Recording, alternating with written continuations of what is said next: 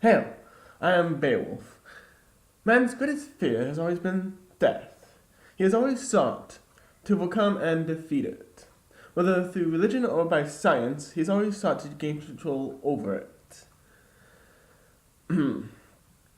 It is his desire to not have to die, to live forever.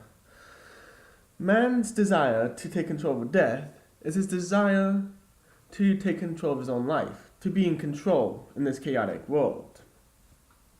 Everything around him he wants to take control of. He wants to take control of his family, his wife, nature, his family, and everything else. Man's one desire is to be his own lord. But no matter how much he tries, he will always be a slave to death. Death takes everyone, whether it be young or old, rich or poor, black and white, all are equal in the eyes of death. And the Epic of Gilgamesh is in fact a perfect example of this. Gilgamesh was a tyrant king of Uruk. He would take everything he wanted. No one would stop him. Every woman was his. Every man was his slave. No matter who it was, he was in control of them. He would take every bride before her husband would. Prima nocte, as it would be called in later days. So, the people of Uruk called out to the gods and asked that he be taken control of. And so, the gods sent Enkidu, a man who is 2 parts animal and 1 part human, to fight Gilgamesh, 2 parts god, 1 part man. And they became great friends, these two, and together they did a great many things. Gilgamesh sets off to fight Humbaba and kill him. Enkidu warns him, saying that bad things are going to happen to him, but Gilgamesh will not listen. He thinks he knows about death. He believes that he is a master of his death. He knows when he's going to die, and therefore he's not afraid to die.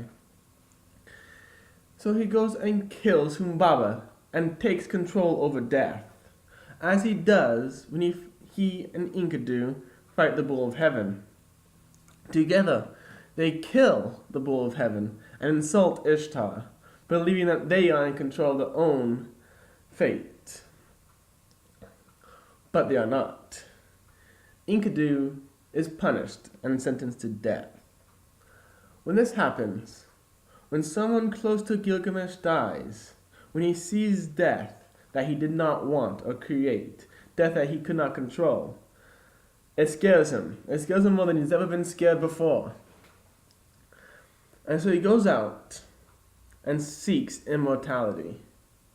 But it's not until that immortality is stripped away from him, and that he cannot even return to youth by the flower that was given to him, that he truly understands that he is not in control. And the best thing for him to do is build a name for himself to being the great king of Uruk. The epiphany that he is not in control is what made him great and allowed him to actually take control of his own life, to be in control.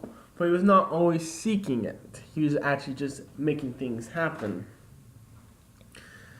We should be like Gilgamesh.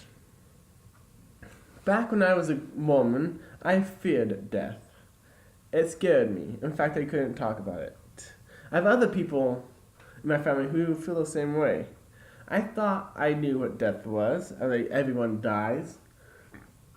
But it was not until that I truly accepted chaos and lack of control that I truly began to take control of my own life.